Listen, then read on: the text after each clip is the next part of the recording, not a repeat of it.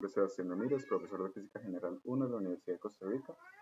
El día de hoy vamos a ver el tema de mecánica de fluidos. Este es el último tema del curso de Física 1 y se encuentra en los capítulos en el libro Serwi-Hewitt en los capítulos 14.1 al 14.4. Los contenidos de esta presentación son los siguientes: presión, variación de presión con profundidad, medición de presión y fuerzas de flotación y el principio de Arquímedes. En primer lugar, vamos a ver el tema de presión. Y para eso hay que entender que los fluidos no ejercen fuerzas de la misma manera que los sólidos. Para medir la fuerza ejercida sobre un fluido, es necesario también saber el área donde actúa esa fuerza. Y de ahí es que viene el término de presión. Que la presión la definimos, la conocemos como una fuerza dividida sobre una superficie de área. La presión la medimos en pascales, la cual equivale a 1 newton sobre metro cuadrado. Y si vemos en la figura de la derecha, por ejemplo, vamos a ver que en cualquier punto de la superficie del objeto hay una fuerza que este líquido está ejerciendo sobre el cubo, y esta fuerza es perpendicular a la superficie del objeto. Y podríamos calcular la presión si conociéramos el área de cada una de estas caras del cubo y la fuerza que está ejerciendo este fluido respecto a el cubo que está dentro. Algo importante que hay que entender con la presión es que la presión no es uniforme a lo largo de toda la superficie de un objeto que está sumergido en un fluido. La presión que ejerce depende de la profundidad de donde se encuentre este objeto. Y en términos generales, a mayor profundidad, mayor presión. Para analizar este caso, vamos a tener el siguiente ejemplo, donde tenemos un cubito dentro de una taza con un líquido, y vamos a ver lo siguiente. En este caso, vamos a tener que hay cierta presión ejercida sobre esta área en la parte de arriba del cubo, y hay una presión ejercida sobre la misma área, pero desde la parte de abajo del cubo. También vamos a tener una fuerza ejercida sobre este cubo que va a ser la fuerza del peso. Este peso nunca se pierde, aun cuando está dentro de un fluido. Si hacemos la sumatoria de fuerzas en el eje Y de este sistema, vamos a tener lo siguiente: que la fuerza de presión, la presión que viene desde abajo, multiplicada por el área, va todo en dirección J positivo. Le vamos a restar la presión sub cero, es decir, la presión del lado de arriba del fluido multiplicado por el área, y todo esto menos el peso mg de esta caja. En este caso, vean cómo la fuerza ejercida por la presión en la parte de abajo y la fuerza ejercida por la presión en la parte de arriba lo sustituimos mediante la fórmula: si P es igual a F dividido entre A, entonces F va a ser igual a P multiplicado por A. Si nosotros analizamos algebraicamente la expresión que tenemos arriba, vamos a terminar con esta expresión de abajo, que la presión del lado de abajo del cubo va a ser igual a la presión atmosférica más ρ por h por g. Este ρ por h por g es lo que sustituimos al analizar el peso de este cubo, ya que si es un cubo de una densidad uniforme, esta masa la podemos sustituir por ρ por a por h, es decir, su volumen, multiplicado por g. Y al final de todo este análisis vamos a tener que la presión del lado de abajo del cubo va a depender de la presión atmosférica más la cantidad de distancia o la cantidad de profundidad que esté sumergida este cubo. Algo para referencia: una presión atmosférica es lo que conocemos en la Tierra como la presión que el aire ejerce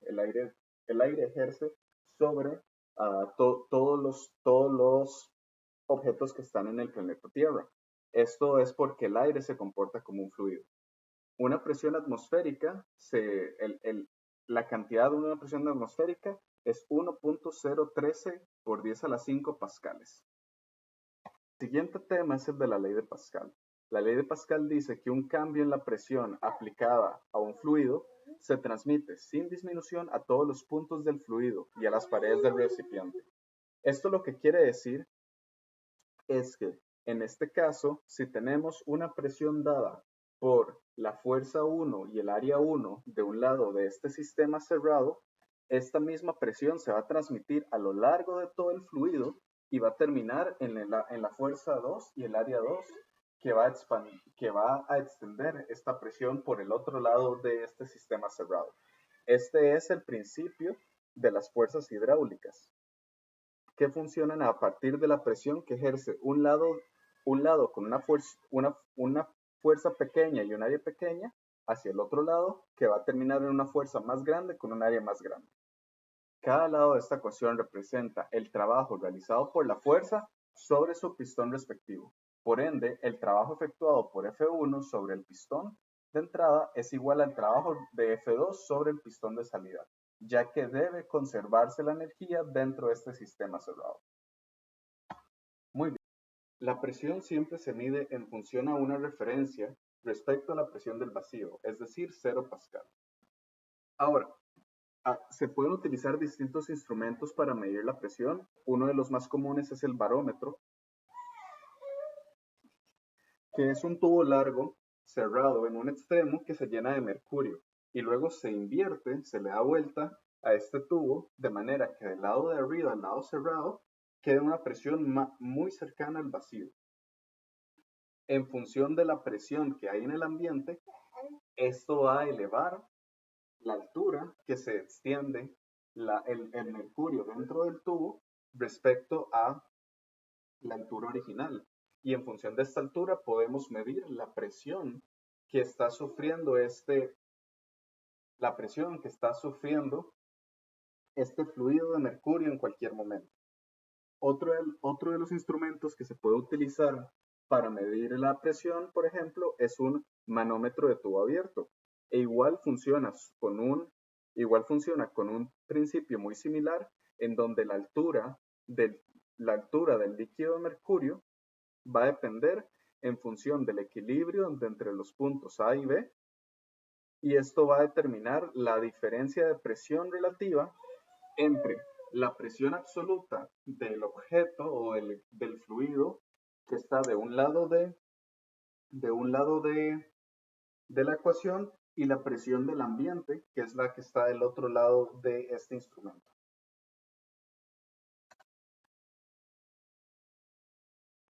El último tema que vamos a ver es el de fuerzas de flotación.